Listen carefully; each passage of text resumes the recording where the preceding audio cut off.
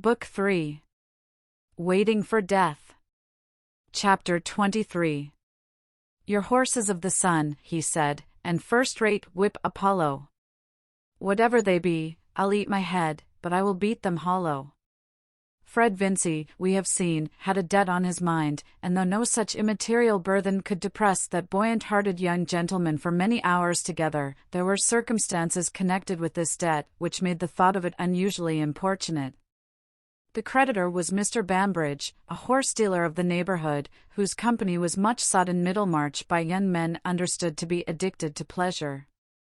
During the vacations Fred had naturally required more amusements than he had ready money for, and Mr. Bambridge had been accommodating enough not only to trust him for the hire of horses and the accidental expense of ruining a fine hunter, but also to make a small advance by which he might be able to meet some losses at billiards. The total debt was £160. Bambridge was in no alarm about his money, being sure that young Vincy had backers, but he had required something to show for it, and Fred had at first given a bill with his own signature. 3 months later he had renewed this bill with the signature of Caleb Garth. On both occasions Fred had felt confident that he should meet the bill himself, having ample funds at disposal in his own hopefulness.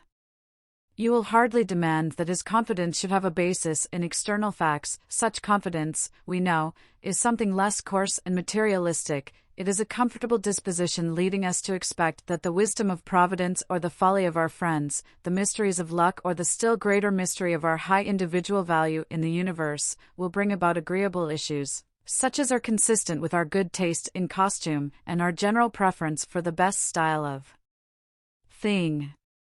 Fred felt sure that he should have a present from his uncle, that he should have a run of luck, that by dint of swapping he should gradually metamorphose a horse worth £40 into a horse that would fetch 100 at any moment, judgment being always equivalent to an unspecified sum in hard cash.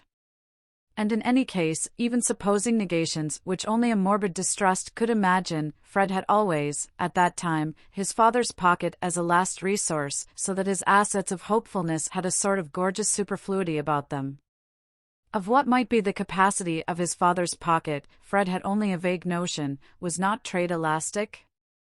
And would not the deficiencies of one year be made up for by the surplus of another? The Vincys lived in an easy, profuse way, not with any new ostentation, but according to the family habits and traditions, so that the children had no standard of economy, and the elder ones retained some of their infantine notion that their father might pay for anything if he would. Mr. Vincy himself had expensive Middlemarch habits, spent money on coursing, on his cellar, and on dinner-giving, while Mamma had those running accounts with tradespeople, which give a cheerful sense of getting everything one wants without any question of payment. But it was in the nature of fathers, Fred knew, to bully one about expenses. There was always a little storm over his extravagance if he had to disclose a debt, and Fred disliked bad weather within doors. He was too filial to be disrespectful to his father, and he bore the thunder with the certainty that it was transient, but in the meantime it was disagreeable to see his mother cry, and also to be obliged to look sulky instead of having fun, for Fred was so good-tempered that if he looked glum under scolding, it was chiefly for propriety's sake. The easier course, plainly, was to renew the bill with a friend's signature. Why not? With the superfluous securities of hope at his command, there was no reason why he should not have increased other people's liabilities to any extent, but for the fact that men whose names were good for anything were usually pessimists, indisposed to believe that the universal order of things would necessarily be agreeable to an agreeable young gentleman.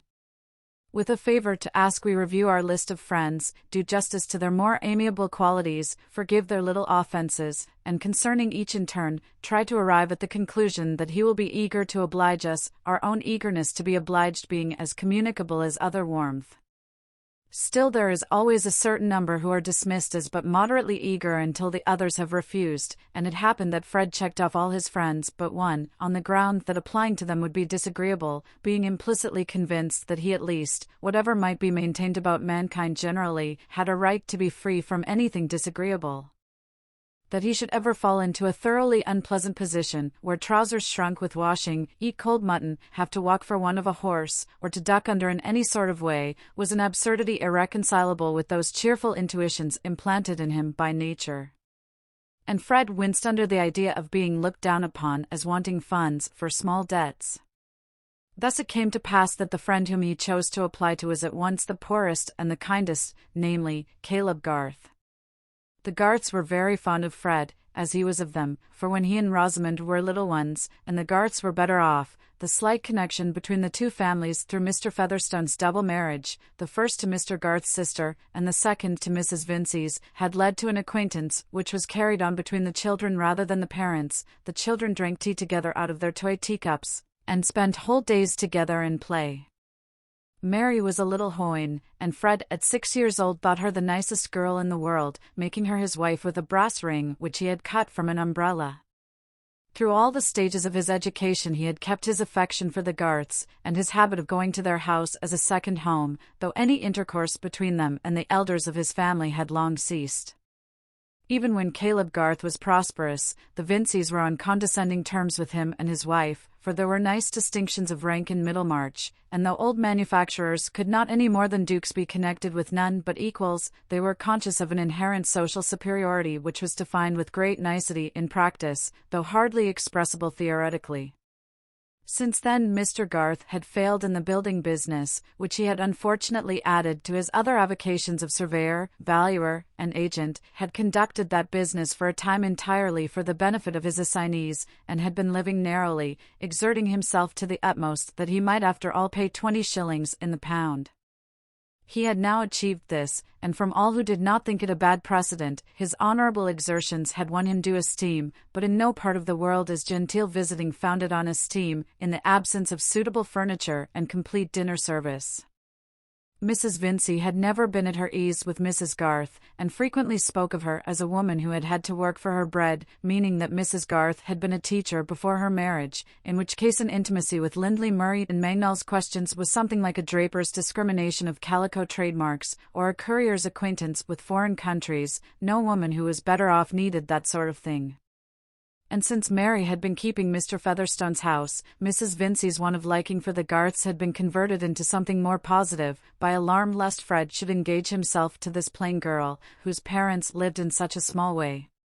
Fred, being aware of this, never spoke at home of his visits to Mrs. Garth, which had of late become more frequent, the increasing ardour of his affection for Mary inclining him the more towards those who belonged to her. Mr. Garth had a small office in the town, and to this Fred went with his request. He obtained it without much difficulty, for a large amount of painful experience had not sufficed to make Caleb Garth cautious about his own affairs, or distrustful of his fellow men when they had not proved themselves untrustworthy, and he had the highest opinion of Fred, was sure the lad would turn out well, an open affectionate fellow, with a good bottom to his character, you might trust him for anything. Such was Caleb's psychological argument. He was one of those rare men who are rigid to themselves and indulgent to others. He had a certain shame about his neighbours' errors, and never spoke of them willingly, hence he was not likely to divert his mind from the best mode of hardening timber and other ingenious devices in order to preconceive those errors. If he had to blame anyone, it was necessary for him to move all the papers within his reach, or describe various diagrams with his stick, or make calculations with the odd money in his pocket, before he could begin, and he would rather do other men's work than find fault with their doing. I fear he was a bad disciplinarian. When Fred stated the circumstances of his debt, his wish to meet it without troubling his father, and the certainty that the money would be forthcoming so as to cause no one any inconvenience, Caleb pushed his spectacles upward, listened, looked into his favourite's clear young eyes, and believed him, not distinguishing confidence about the future from veracity about the past. But he felt that it was an occasion for a friendly hint as to conduct, and that before giving his signature he must give a rather strong admonition.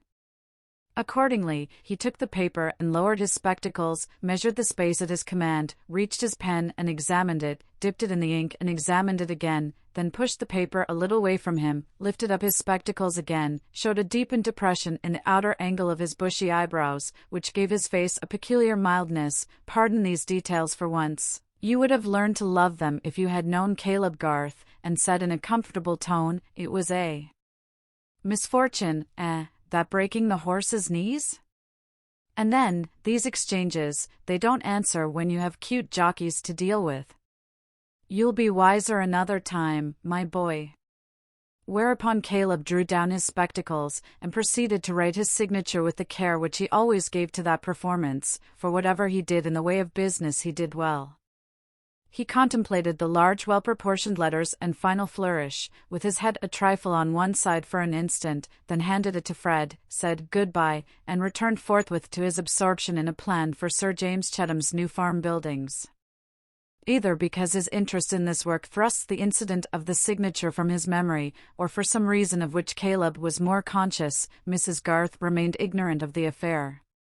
Since it occurred, a change had come over Fred's sky, which altered his view of the distance, and was the reason why his Uncle Featherstone's present of money was of importance enough to make his color come and go, first with a too definite expectation, and afterwards with a proportionate disappointment.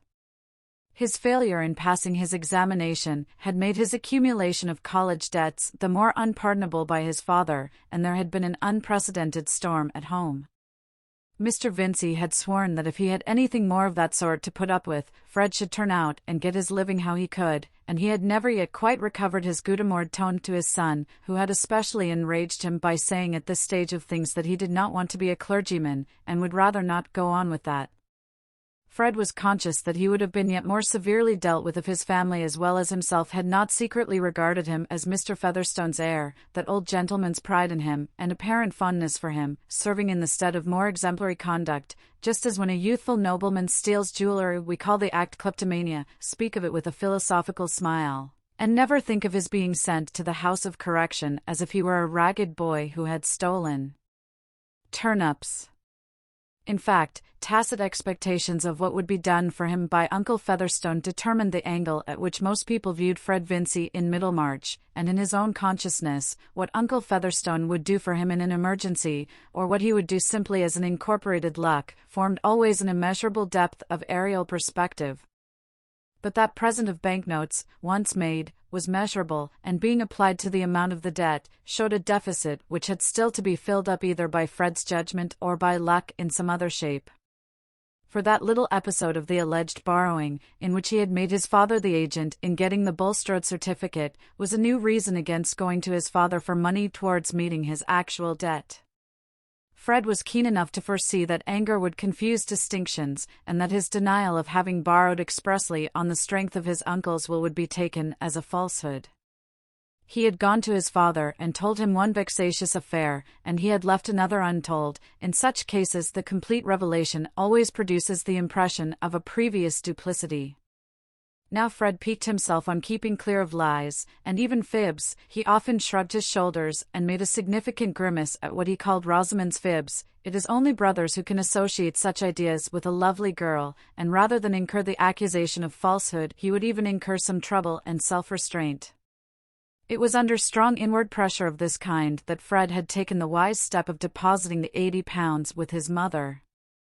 It was a pity that he had not at once given them to Mr. Garth, but he meant to make the sum complete with another 60, and with a view to this, he had kept £20 in his own pocket as a sort of seed corn, which, planted by judgment, and watered by luck, might yield more than threefold, a very poor rate of multiplication when the field is a young gentleman's infinite soul, with all the numerals at command.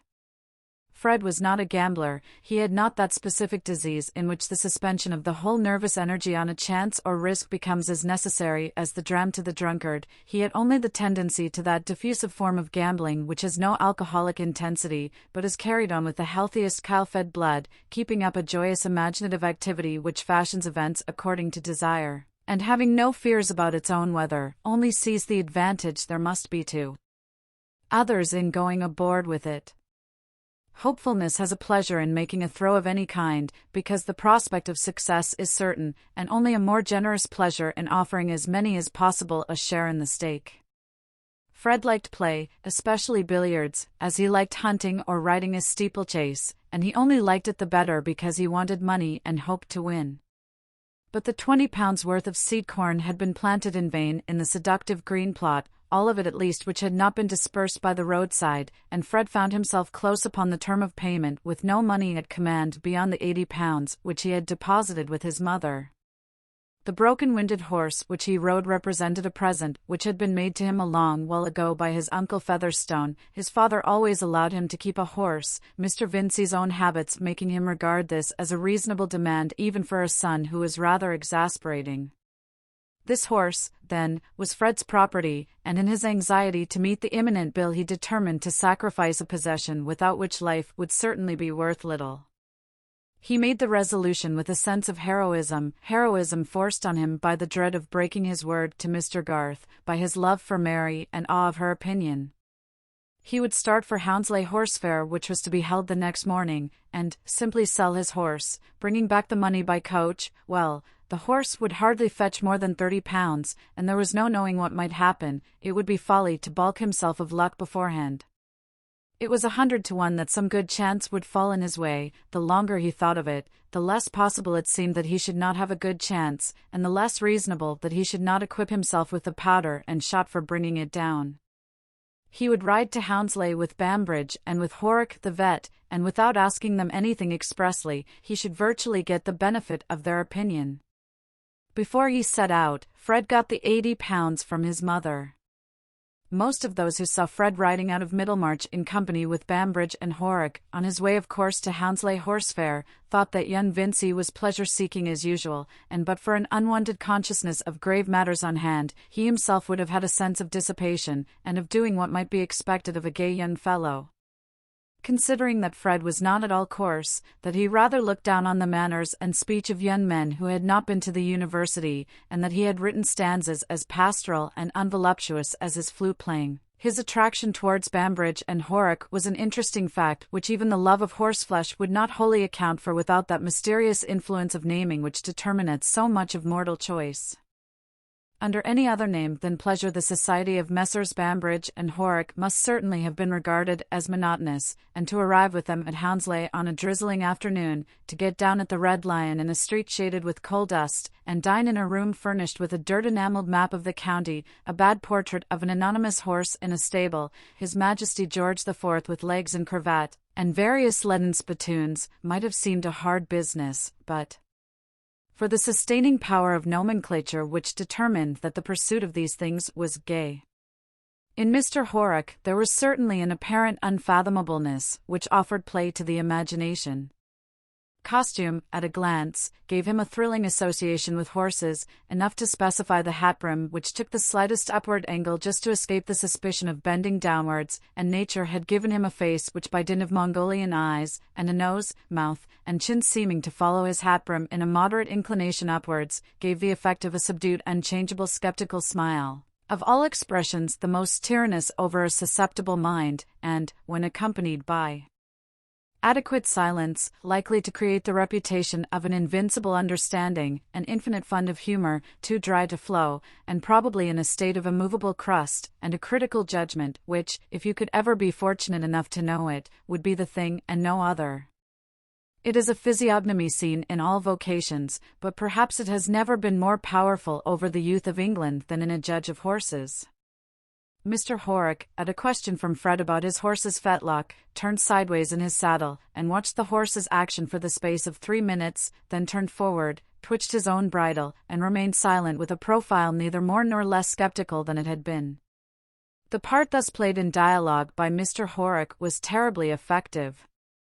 A mixture of passions was excited in Fred, a mad desire to thrash Horrocks' opinion into utterance, restrained by anxiety to retain the advantage of his friendship.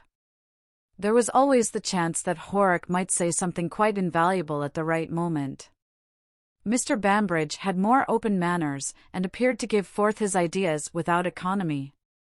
He was loud, robust, and was sometimes spoken of as being given to indulgence, chiefly in swearing, drinking, and beating his wife. Some people who had lost by him called him a vicious man, but he regarded horse-stealing as the finest of the arts, and might have argued plausibly that it had nothing to do with morality. He was undeniably a prosperous man, bore his drinking better than others bore their moderation, and, on the whole, flourished like the green bay tree. But his range of conversation was limited, and like the fine old tune, drops of brandy, gave you after a while a sense of returning upon itself in a way that might make weak heads dizzy. But a slight infusion of Mr. Bambridge was felt to give tone and character to several circles in Middlemarch, and he was a distinguished figure in the bar and billiard room at the Green Dragon.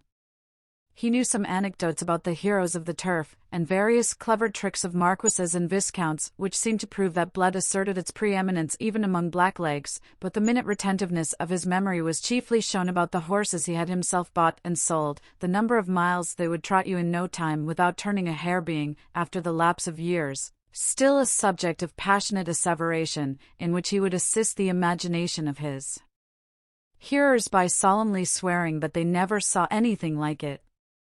In short, Mr. Bambridge was a man of pleasure and a gay companion. Fred was subtle, and did not tell his friends that he was going to Hounslow bent on selling his horse. He wished to get indirectly at their genuine opinion of its value, not being aware that a genuine opinion was the last thing likely to be extracted from such eminent critics. It was not Mr. Bambridge's weakness to be a gratuitous flatterer. He had never before been so much struck with the fact that this unfortunate bay was a roarer to a degree which required the roundest word for perdition to give you any idea of it. You made a bad hand at swapping when you went to anybody but me, Vincey.